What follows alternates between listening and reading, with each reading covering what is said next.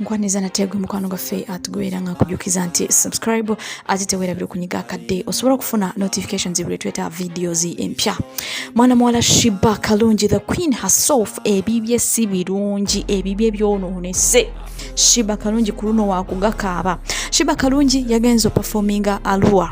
Era nga batumanyi obulungi ti muyimbi omu ku bayimbi abakyasinze okuperforminga wano mu Uganda. Akati Sheebah kalungi yagenzo performinga Arua essimu ye ne bagibba. Era yalabiseko mu video nga Sheebah agamba abantu bambi munyambe essimu yange mugikomyewo yenna agireeta ayinza okuba nti ayinza ofuna ekirabo.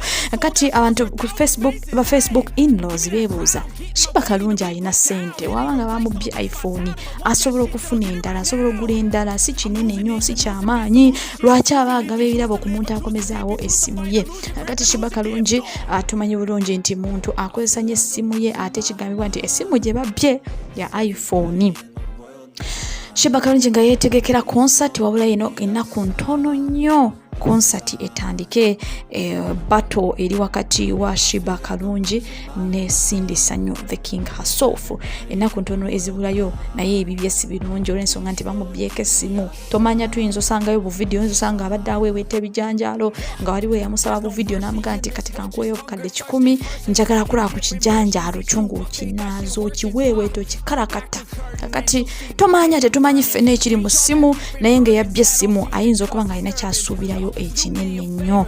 Abamu bagamba nti oyinza osanga nga baagibye balabika bantu basindi nga baagala kubaako bye bafuna era nga bagamba nti yamanyira omuntu waabwe alika yamanyira abantu baabwe abaana basindi ba supporters kakati balabika baagala kuza backfire byebyo ebiyitingana mu nkuuba eyo naye nga ebya Sheebah tumusabire essimu ye agifune ate kimutaataaganya ku concert ye olw'ensonga nti si mu kintu kya kyama kintu ekibalamu ebyama bingi mubeeramu ebifaananyi mubeeramu bu videos mubeeramu mwe muri messages nsanga nga abadde ayina gwakukuta naye eyo nga tetunamutegeera nga bali awo beekalakata kwegamba nga ebyokwepicha bo bali ba superstar naye nga Sheebah kalungi yatugamba nti ye nakyeyombekedde ebintu by'abasajja si byaliko ebintu by'abasajja tabirowooza nako in fact tabiroota nakubiroota ebintu by'abasajja yabyesonyiwa. Sheebah kalungi bwatyo byatugamba naye nga batumanyi bulungi nti banakyeyombekedde ebiseera ebisinga ayinza okuba nga alina omuntu amukolako emikolo amukanika amutereeza n'asooka yiwa oyiro omukadde oyiro omujja naye n'abaawo kwegamba ekintu nekitambula bulungi.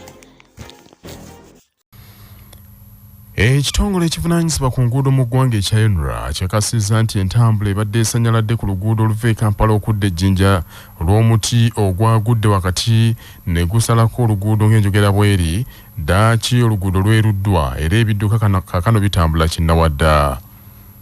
Omuti gwagudde mu luguudo olwo mwasanjala era ntambula n'esanyalala okumalira ddala ebbanga mu kibira Mabira nga abagenda ejjinja n'abo abavaayo tewakyali asala.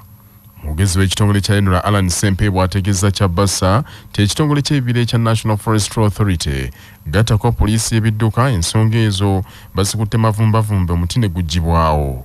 Akasizza nti ebidduka bizzeemu okuyita era eky'omukisa tewaliwo muntu akoseddwa mu mbeera eyo. Wabaddewo obuzibu enkuba yatonye mu Mabira olwaleero nawabaawo omuti ogwagudde naye tufunye amawulire nti poliisi ekolaganye wamu n'aba NFA abavunaanyizibwa ku bibira omuti ogwo ne guggyibwawo era kati emmotoka zitambula bulungi. Guleeseewo obuzibu tebukosezza bantu kyekirungi ate eky'omukisa tebadde buzibu bwa situation.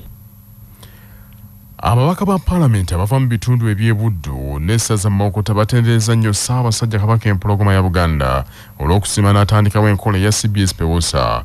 Bagambye eyambye abantu bangi okwekulaakulanya era nga bayita mu kutereka obulimi n'obulunzi n'okwewola abantu obulamu bwabwe bukyuse.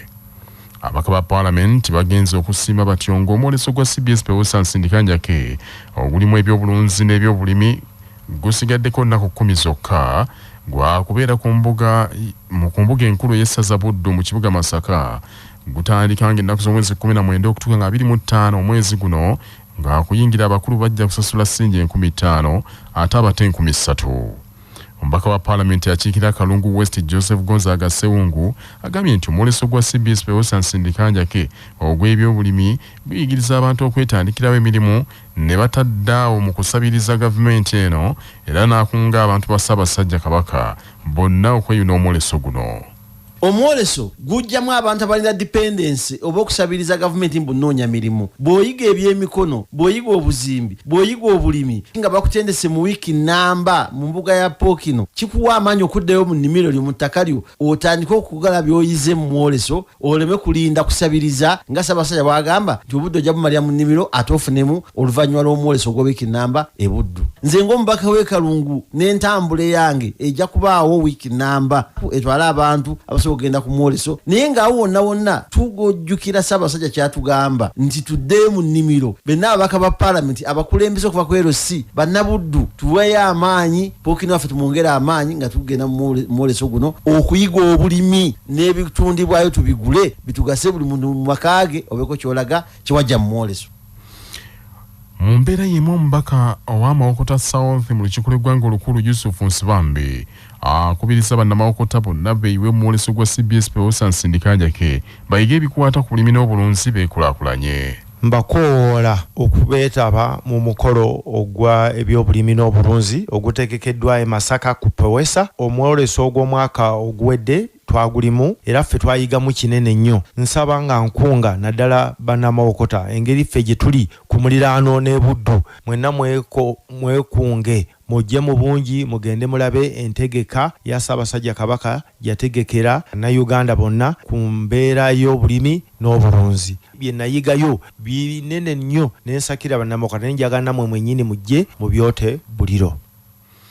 Mu mbeera y'emu eyo omubaka akiikira Nakaseke Central mu lukiiko lw'eggwanga Alan Mayanja Ssebunya naye akunze abantu b'omu kitundu ky'akiikirira omuli abalimi n'abalunzi nabo beerekereze babeereyo mu mwoleso guno bamanye engeri y'okwongera omutindo ku bintu bye bakola. Abantu bange nabo mbakungiramu okugenda mu mwoleso mu Buddu era twebaza nnyo Pookino, twebaza nnyo CBS Pewosa olw'okubeera nga mutaddemu omwoleso guno kubanga abantu baffe bwe bajja bafuna okuyigirizibwa, bafuna okufuna ebintu ebiri ku bbeeyi eya wansi naye ng'ekisinga obukulu ge magezi. Kale nkunga nnyo okusingira ddala bannabuddu naye ate naffe n'ab'e Nakaseke eno nteekateeka y'Obwakabaka, enteekateeka ya CBS Ssaabasajja Kabaka zino z'ensonga zatukubiriza okwettanira.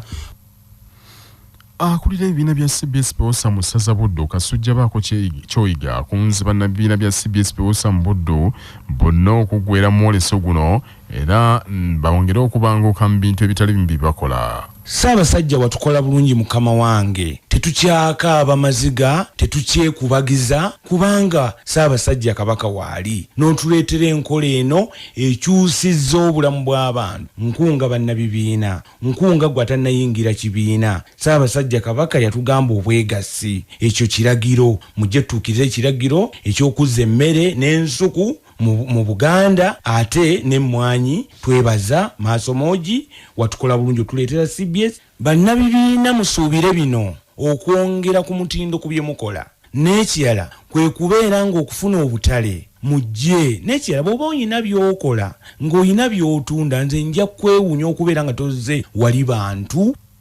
Mu kiseera kyekimu Banka ya Uganda enkulu nayo erangiridde bwegenda okwegatta ku mwoleso guno nga mu nteekateeka eno etegese emisomo egitali gimu mwegenda okusomeseza abantu ku kwewola ssente n'okutereka ate n'okwekulaakulanya. Akakiiko k'eggwanga kalwanisa eddembe ly'obuntu aka Uganda Human Rights Commission kalaajanye nti newankubadde okusomesa abantu ku ddembe ly'obuntu bakutaddemu amaanyi mangi naye ebikolwa eby'okutulugunya abantu wano mu Uganda byeyongera buli lukya. Dr. Crispin Kaheru omulwanizi w'eddembe ly'obuntu era memba akakiiko kano akalezi k'eddembe ly'obuntu agambye nti eggwanga lyetaaga abalwanizi b'eddembe abali ku mutendera ogw'ensi yonna bongeremu amaanyi mu kulwanirira bannayuganda. Kaheru abadde akiikiridde ssente w'akakiiko kano ku mukolo ogw'okuggulawo ofiisi z'ekitongole ekijja ekigenda okulwanirira eddembe ly'obuntu ekya Defenders nga ofiisi ezisangibwa ku Lotus Towers Nakasero mu Kampala. Tisibwa eri eddembe ly'obuntu kweyongera. Tulina ebizibu mu by'ebyobulamu mu nsi yonna. Ensonga z'okusenguka, ensonga z'ebyobutonde bw'ensi n'obutali bwenkanya mu bantu byonna byeyongera. Tulina okwongera omuwendo gw'abalwanirizi b'eddembe.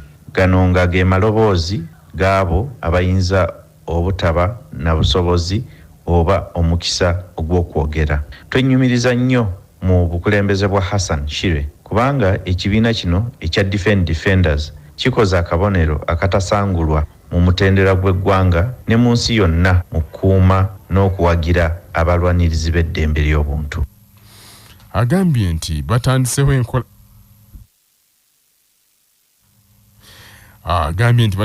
enkolagana n'abalwanirizi b'eddembe ly'obuntu abali ku mutendera gw'ensi yonna bakolere wamu okutaasa abantu naddala wano mu Uganda ku bwereere. Mu butuufu olw'ensonga zino ffe mu kakiiko aka Uganda Human Rights Commission gye buvuddeko twayingira mu nkolagana entongole ne Defenders mu kunyweza emmeeza y'akakiiko ak'abalwanirizi b'eddembe ly'obuntu. Emmeeza eno ejja kuba kifo kya bwereere nga bekikwatako bwe bayita okugonjoola enkaayana n'obutategeeragana obuyinza okubaawo wakati w'abalwanirizi b'eddembe ly'obuntu ne gavumenti ya Uganda. Abasawo abakyagezesebwa mu ddwaliro eddene ery'e Kabale bawanjagidde gavumenti n'abaddukanya eddwaliro eryo okubayamba ku bazigu n'abasajja bassedduvutto abamazeeko emirembe ensangi zino. Abasawo bano basoba mu 40 okuli abatabuzi b'eddagala 4, bannansi 16 ne baddoctors 20 abakyagezesebwa mu ddwaliro ly'e Kabale Regional Referral Hospital bawandiikidde Minisitule y'ebyobulamu ssaako ekibiina ekibakulembera ekya Uganda Medical Association n'abaddukanya eddwaliro ku bizibu bye basanzeeyo. Bagambye nti okuva lwe baatandika okugezesebwa abazigu buli lukya babeegezaamu nga buli kiro waliwo bannaabwe abalumbibwa mu buyumba eyo gye basula. Bagamba nti waliwo bannaabwe abalenzi ababbiddwako ebyabwe okuli ssente enkalu, laptops ze bakozesa mu kusoma, eby'omunju, n'abawala abamu balumbibwa kyokka olw'okulaajana abazigu ne badduka. Waliwo munnaabwe yasimattuse okukabasanyizibwa ng'agenda ku ddwaliro okujjanjaba ekiro so ng'embeera eno ezze ebeerawo. Bano bagamba nti gavumenti esaanye bafunire we basula awatongole bave mu buyumba obw'omu nzigota gye bapangisa ate nga n'ensimbi ezibasasulwa ntono ddala. Kyabassa mu kwogerako ne Dr. Alex Luswata omu ku bakulembeze b'abasawo mu kibiina kyabwe agambye nti bakola butaweera okutuukirira bonna bekikwatako. Sente mabegakaawo ne bazimba intern quarters ba intern doctors gye balina okusula naye paka kati gugezeza gwa quarters zaggwa naye tebannaba kukkiriza ba interns kutandika kusulayo lwakuba eddwaliro ne gavumenti balina obuzibu ne contractor nti waliwo sente zayitamu contractor ze balina okusooka omusasula so balina ensonga zaabwe naye ffe ku ludda lwaffe kituufu wali abaana balobers be bakubye abaana bayita mu bungi kuba tebalina wa kusula ensonga bazituleetedde era mu budde obutono tujja kuba tufulumya ekiwandiiko ku nsonga ezo naye tugezaako oku reaching out ministry n'eddwaliro lyennyini erya Kabale Regional Hospital okulaba ki kye batukolera n'ensonga engeri gye bazinazikwatamu ku lw'abannaffe. Dr. Joel Mirembe akulira abasawo mu bbendobendo lya Buganda mu kibiina ekya Uganda Medical Association era nga mutandisi w'ekibiina ky'aba medical interns agambye nti gavumenti erina okuddamu okukubamu ttooki ku ssente z'ewa abasawo bano oba si kye bafunira ekifo eky'enkalakkalira we basula. Gavumenti eva ekizimbe ekyazimbibwa okusulamu abasawa ba doctors ne ba nurses abakakata ekibawe mu bunnambiro batandika okisulamu. Ekyokubiri ssente zaabwe ezizeeyo ku mutendera gwe twakkiriziganyako ne parliamenti ne ofisi ya pulezidenti. Ekyokusatu bwe baba tebajjaamu mu kizimbe ekyo epangise enju eziri ku mutendero omulungi mu Kabale town ba doctors abalala basulomo nga temporary measure. Tukowoola RDC, DHO ne hospital director baveeyo ensonga eno bagikwate nga emergency.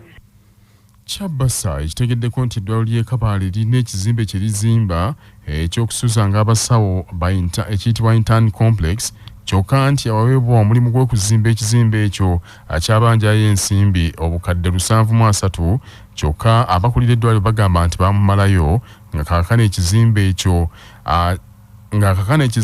ekyo akyagaanye okukibakwasa.